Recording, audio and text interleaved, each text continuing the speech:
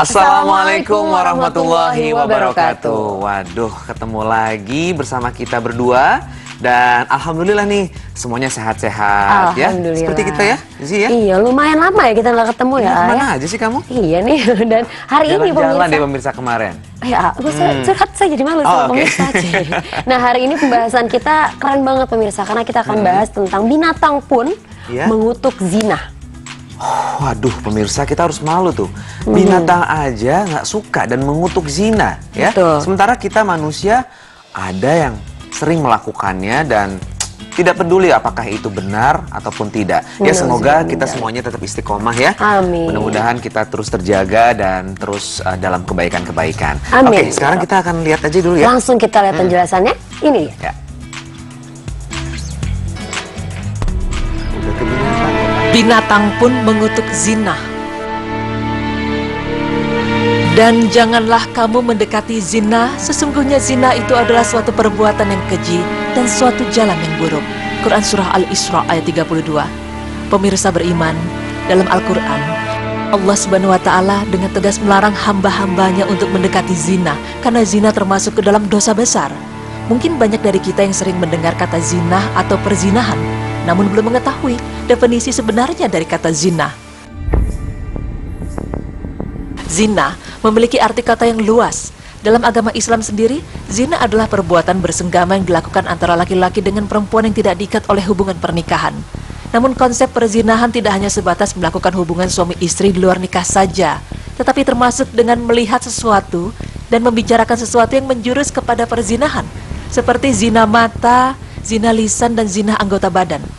Disebutkan dalam hadis Abu Hurairah radhiyallahu anhu, Rasulullah Shallallahu Alaihi Wasallam bersabda bahwa Allah telah menetapkan atas setiap Bani Adam bagian dari zina yang bisa dan pasti ia dapatkan, yaitu zina mata, yakni melihat, zina lisan, yakni berbicara, zina hati, yakni hati yang berangan-angan serta bernafsu dan merasuk ke dalam perasaan untuk menikmatinya. Secara fitrahnya, manusia menganggap zina adalah perbuatan keji dan kotor.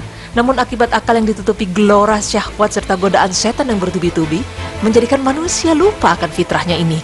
Mereka pun akhirnya hanyut dan tenggelam dalam perbuatan kotor perzinahan yang menjijikkan. Namun tahukah Anda pemirsa, bahwa tidak hanya manusia mukmin yang menganggap perzinahan sebagai dosa besar. Bahkan ternyata binatang pun menganggap perbuatan zina sebagai sebuah kesalahan yang pelakunya patut dihukum.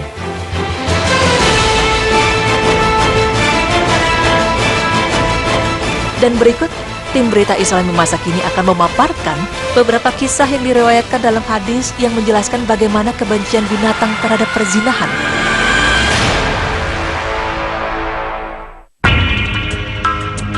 Imam Al-Bukhari rahimahullah meriwayatkan dari Amir bin Maimun rahimahullah.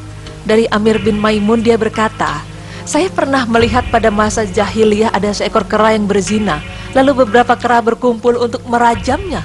Lalu saya ikut merajam bersama mereka. Lalu Imam Ibnu Hajar Al-Asqalani dalam Fathul Bari menjelaskan kisah ini secara lebih lengkap, bahwa suatu ketika Amir bin Maimun berada di Yaman menggembala kambing milik keluarganya, dan ia berada di tempat yang tinggi.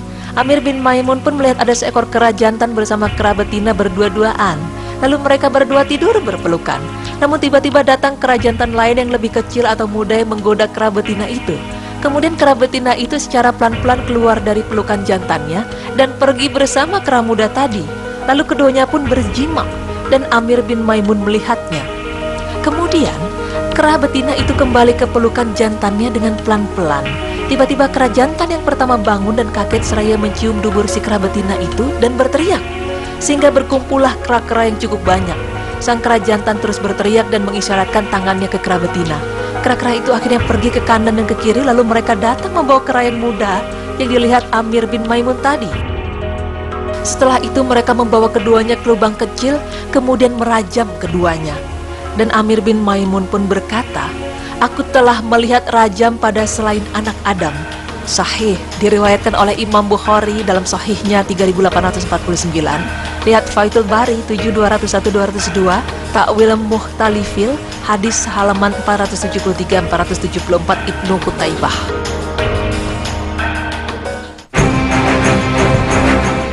Mirip dengan kisah tadi, ada pula kisah yang diceritakan oleh Syekhul Islam Ibnu Taimiyah rahimahullah. Beliau berkata, sebagian syekh terpercaya bercerita kepadaku bahwa dia melihat di masjid suatu jenis burung bertelur, lalu ada seorang mengambil telurnya dan menggantinya dengan telur jenis burung lainnya.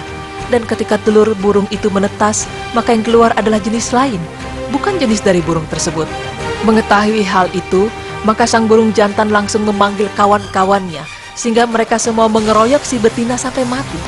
Dan kisah seperti ini ternyata sangat populer dalam kebiasaan binatang, dikisahkan dalam Majmu' Fatawa 1547.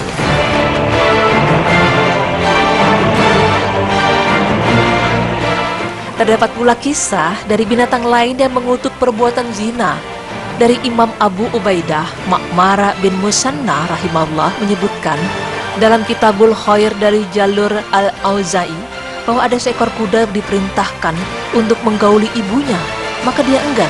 Akhirnya ibu kuda tadi dimasukkan ke rumah dan ditutupi kain, lalu diperintahkan kepada anaknya untuk menggaulinya. Karena si kuda tidak tahu, maka ia pun menggaulinya. Namun ketika ia mencium aroma ibunya, seketika itu juga ia menggigit zakarnya sendiri dengan giginya sampai putus. Fathul Bari 7203. Kisah lain yang mirip juga adalah kisah kecemburuan seekor sapi yang bunuh diri karena dia telah menggauli ibunya sendiri. Dikisahkan bahwa sapi tersebut ditutup matanya, lalu diseret ke ibunya agar menggaulinya. Setelah proses pengawinan selesai, dibukalah mata sapi tadi. Dan ketika dia tahu bahwa yang ia gauli adalah ibunya sendiri, maka seketika sapi tersebut langsung lari terbirit-birit menghantamkan kepalanya ke tembok sehingga berlumuran darah. Lalu lari dengan gila menuju sungai kemudian menenggelamkan dirinya hingga mati. Hal ataka hadis Rafidon halaman 125 Maktabah Syamilah. Pemirsa beriman, Islam memang sangat melarang perbuatan zina karena dampak negatifnya yang sangat besar, seperti merusak keturunan yang sah. Ya, keturunan yang sah menurut Islam adalah anak yang dilahirkan dari pernikahan yang sah. Maka apabila hubungan seksual dilakukan dengan 2 atau lebih laki-laki, sudah pasti akan mengaburkan hubungan nasab atau keturunan kepada bapak yang sebenarnya, sehingga akan menghancurkan masa depan si anak. Perzinahan juga akan menimbulkan dampak buruk seperti berbagai jenis penyakit kelamin. Meskipun saat ini telah ada alat pengaman hubungan seksual, hal tersebut tidak dapat menjamin bebas dari tertularnya penyakit kelamin. Perzinahan juga dapat mendorong perbuatan dosa yang lain, seperti menggugurkan kandungan, membunuh wanita yang telah hamil karena perzinahan, atau bunuh diri karena menanggung rasa malu karena telah berzina.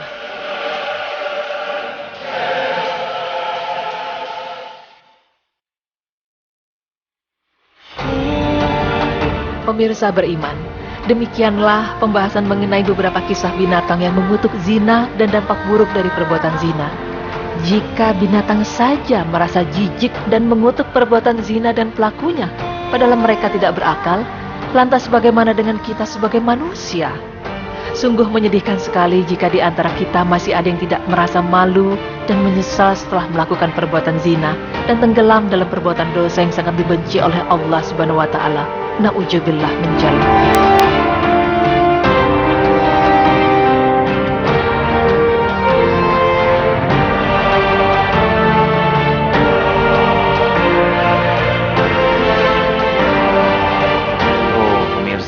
Binatang aja itu mengutuk perbuatan zina, ya. Betul. Padahal sebetulnya perbuatan-perbuatan yang tidak baik yang dilakukan oleh manusia itu kan dibilangnya jangan melakukan perbuatan-perbuatan seperti binatang. Ya. Binatang aja mengutuk. Nah, kalau kita terus melakukannya, aduh, malu dong kita sama binatang. Betul, nauzubillah. Seperti tadi dijelaskan kalau ada sekawanan kera yang mengutuk temannya sendiri yang berzina dengan kera betina, itu dirajam. Padahal itu kera yang bisa dibilang kita lebih punya akal dan pikiran dibanding binatang, ya? Kan? Nauzubillah min dzalik. Mudah-mudahan ini jadi reminder buat kita supaya lebih bisa menjaga diri lagi dan berhati-hati dalam menjalankan kehidupan kita, ya. Betul sekali. Oke, setelah ini kita akan membahas tentang meninggalnya seorang penyulam kain Ka'bah tertua. Penyulam kiswah. Oke, kita akan lihat ya. Jangan kemana-mana. Berikut ini. Tetap di Berita Islami Masa Kini.